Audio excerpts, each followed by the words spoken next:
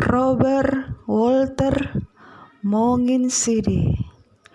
Siapakah sebenarnya Robert Walter Monginsidi ini? Dia adalah pahlawan nasional yang paling ditakuti oleh penjajah Belanda. Robert Walter Monginsidi lahir di Malalayang, Manado, Sulawesi Utara pada tanggal 14 Februari 1925 pada saat Hari Valentine Days, dan meninggal di Pacinang, Makassar pada tanggal 5 September 1949 pada umur 24 tahun.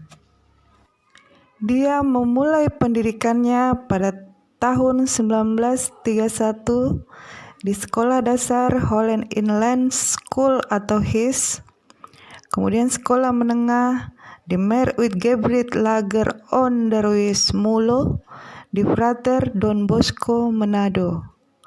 Setelah lulus dari Mulo, Monginsidi kemudian masuk ke dua sekolah, yaitu Sekolah Bahasa Jepang dan Sekolah Pertanian bentukan Jepang. Kemudian dia menjadi guru bahasa Jepang di Liwutung, Minahasa dan Luwuk Banggai, Sulawesi Tengah. Hingga akhirnya setelah berselang 2 tahun ia hijrah ke Makassar. Monginsidi hijrah ke Makassar tidak lama setelah bangsa Indonesia memproklamirkan kemerdekaannya pada 17 Agustus 1945. Monginsidi kaget karena kemerdekaan yang baru dinikmati sewaktu-waktu bisa terancam karena Belanda datang lagi dengan pasukan Nikanya yang bertujuan untuk kembali menguasai Indonesia. Nika adalah sebuah pemerintah sipil Hindia Belanda yang dibentuk di Australia, yang bertugas mengembalikan pemerintahan sipil dan hukum pemerintah kolonial Belanda. Menurut sejarah, dulu ketika Jepang datang dan mulai menguasai Indonesia, orang-orang Belanda melarikan diri ke Australia. Di sana mereka membentuk kekuatan baru untuk menguasai Hindia Belanda kembali atau menguasai Indonesia kembali. Dan disinilah perjuangan Walter Monginsidi dimulai. Darah mudanya mendidih dan dengan tegas memutuskan untuk ikut serta dalam perjuangan kemerdekaan Indonesia.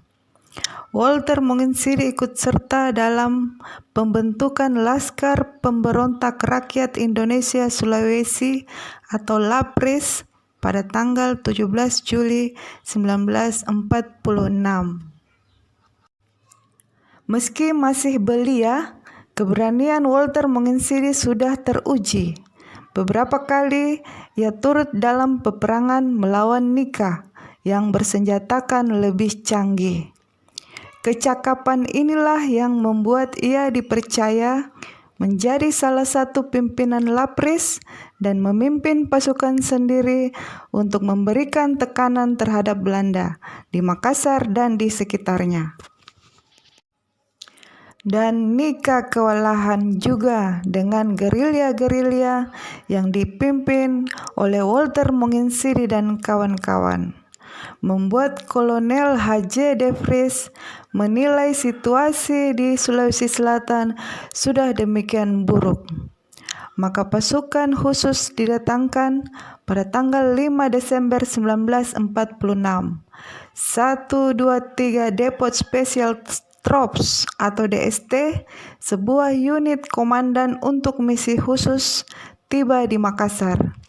Komandannya adalah Letnan 1 Raymond Paul Pierce Westerling. Pasukan di bawah komando Westerling ini langsung beraksi dan mengincar pemimpin penting dalam perlawanan, yaitu Walter Monginsiri, Andi Selle, Andi Sose, Ali Malaka, dan yang lain-lain. Dan pembantaian pun mulai dilakukan oleh Westerling. Kedatangan pasukan khusus ini, keadaan Sulawesi Selatan berubah total. Dengan meninggalkan korban yang diperkirakan jumlahnya ribuan. Angka 40.000 jiwa korban Westerling di Sulawesi Selatan ditandai dengan monumen 40.000 jiwa di Jalan Korban 40.000 jiwa. Pada tanggal 28 Februari 1947, Walter Monginsiri ditangkap oleh Belanda. Sekitar 8 bulan setelah ditangkap, tepatnya pada tanggal 27 Oktober 1947, Walter Monginsiri berhasil kabur dari tawanan Belanda, tapi tertangkap lagi dan kemudian dijatuhi hukuman mati. Pada hari Senin dini hari, tanggal 5 September 1949, Monginsiri dibawa ke hadapan regu penembak. Eksekusi tembakan mati Walter Monginsiri bersamaan dengan 3 kali pekikan merdeka. 8 peluru menembus dadanya, 4 di dada kiri, 1 di dada kanan, 1 di ketiak kiri menembus ketiak kanan, 1 di pelipis kiri, dan 1 tepat di pusarnya.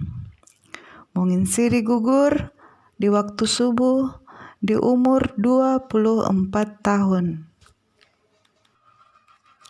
Selama di dalam penjara, Monginsiri kian mendekatkan diri kepada Tuhan dengan melahap Alkitab. Selain itu, Monginsiri juga mengguratkan sejumlah catatan yang berisi pesan-pesan perjuangan, bahwa ia pantang menyerah, bahwa ia tidak takut maut demi harga diri dan bangsa. Saya relakan diri sebagai korban dengan penuh keikhlasan, memenuhi kewajiban buat masyarakat kini dan yang akan datang. Saya percaya penuh bahwa berkorban untuk tanah air adalah pengenalan kepada Tuhan Yang Maha Esa. Perjuanganku terlalu kurang, tapi sekarang Tuhan memanggilku. Rohku saja yang akan tetap menyertai pemuda-pemudi. Semua air mata dan darah yang telah dicurahkan akan menjadi pondasi yang kokoh untuk tanah air kita yang dicintai Indonesia. Begitu guratan pena Walter Monginsiri dari penjara yang berjudul Setia Hingga Terakhir dalam Keyakinan. Demikianlah sedikit sejarah tentang Robert Walter Monginsiri, pahlawan nasional kita yang meninggal di Makassar dan dimakamkan di Taman Makam Pahlawan Panaikang Makassar. Semoga arwah beliau selalu mendapat tempat terbaik di sisinya. Amin. Waalaikumsalam warahmatullahi wabarakatuh. Mohon maaf bila ada kekurangan. Salam aspal panas dari Ojol Makassar Viral.